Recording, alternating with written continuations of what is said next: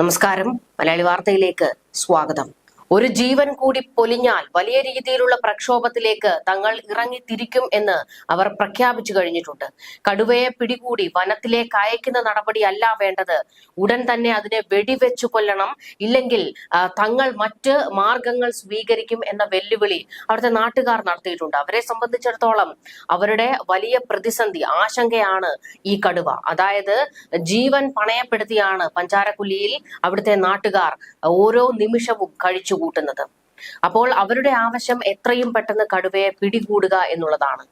അതിനുവേണ്ടിയുള്ള പ്രവർത്തനങ്ങൾ പുരോഗമിക്കുമ്പോഴാണ് station SHO Augustine വലിയ ഷോ അവിടെ നടത്തിയിരിക്കുന്നത്. DFO മാർട്ടിൻ ലോവൽ മാധ്യമങ്ങളോട് കാര്യങ്ങൾ വിശദീകരിക്കുന്നതിനിടയിൽ കയറി മാനന്തവാടി SHO അഗസ്റ്റിൻ അദ്ദേഹത്തെ തടസ്സപ്പെടുത്തുകയും മാധ്യമപ്രവർത്തകരെ അപമാനിക്കുകയും മാധ്യമപ്രവർത്തകർക്ക് നേരെ ആക്രോശിക്കുകയും ഒക്കെയായിരുന്നു. ഇത് DFOയ്ക്ക് വലിയ രീതിയിൽ നാണക്കേടുണ്ടാക്കി.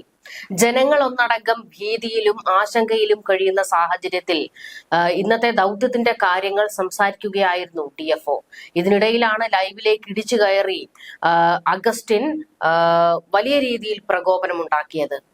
DFOയെ മാധ്യമങ്ങളിൽ നിന്ന് മാറ്റി നിർത്താനും SHO ശ്രമം നടത്തി.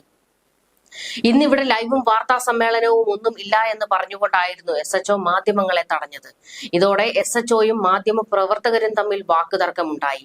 എന്തിനാണ് സംസാരം തടസ്സപ്പെടുത്തിയത് എന്ന മാധ്യമ പ്രവർത്തകരുടെ ചോദ്യത്തിന് കൃത്യമായി മറുപടി പറയാൻ SHO തയ്യാറായില്ല. കടുവാ ദൗത്യം ഇന്നും തുടരുന്നുണ്ട് എന്നാണ് DFO മാധ്യമങ്ങളോട് അറിയിച്ചത്. കടുവയെ കൂടുവെച്ചു പിടികൂടുന്നതിനാണ് പരിഗണന നൽകുന്നത്. കഴിഞ്ഞ ദിവസം കടുവയെ കണ്ടു എന്ന് പറയുന്ന പ്രദേശത്ത് പരിശോധന നടത്തിയെങ്കിലും സാന്നിധ്യം സ്ഥിരീകരിക്കാനായില്ല. നേരത്തെ കടുവയെ കണ്ടു എന്ന് പറയുന്നിടത്തും കൂട് സ്ഥാപിച്ചെടുത്തും ഇന്ന് കൂടുതൽ പരിശോധന നടത്തുമെന്നും DFO വ്യക്തമാക്കി. ഇതിനിടയിലായിരുന്നു SHO എത്തി രംഗം വഷളാക്കിയത്. സംഗതി വഷളായതോടുകൂടിയാണ് അവിടുത്തെ നാട്ടുകാരും ഇടപെട്ടത്. നിങ്ങൾ തമ്മിൽ തല്ലുകയോ എന്ത് വേണമെങ്കിലും കാണിച്ചോളൂ, അത് കടുവയെ പിടിച്ചതിന് ശേഷം എത്രയും പെട്ടെന്ന് ഇതിനൊരു പരിഹാരമാണ് ഉണ്ടാകേണ്ടത് എന്ന് നാട്ടുകാരും പറയുകയായിരുന്നു. ആ ദൃശ്യങ്ങളിൽ നിന്ന് തന്നെ വ്യക്തമാണ് മാനന്തവാടി SHO അഗസ്റ്റിൻ ബലം പ്രയോഗിച്ച് DFOയെ മാറ്റുകയായിരുന്നു. പ്രദേശത്ത് മാധ്യമങ്ങൾ നിൽക്കരുതെന്നും DFO മാധ്യമങ്ങളോട് സംസാരിക്കരുതെന്നും അദ്ദേഹം ആവശ്യപ്പെട്ടതായിട്ടാണ് വിവരങ്ങൾ. സിവിൽ സർവീസ് പരീക്ഷ എഴുതി ജയിച്ച് IFS നേടിയ ഉദ്യോഗസ്ഥനാണ് മാർട്ടിൻ ലോവൽ. ഒരു CI റാങ്കിലെ ഉദ്യോഗസ്ഥനേക്കാൾ ഏറെ മുകളിലാണ് അദ്ദേഹത്തിന്റെ സ്ഥാനം.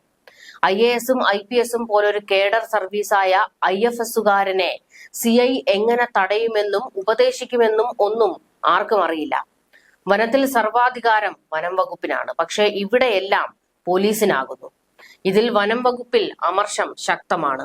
വനമന്ത്രി AK ശശീന്ദ്രന് സർക്കാരിൽ പിടിയില്ലാത്തതാണ് ഇതിനെല്ലാം കാരണമെന്നും ചൂണ്ടിക്കാണിക്കുകയാണ് വനം വകുപ്പ് ഉദ്യോഗസ്ഥർ പോലും.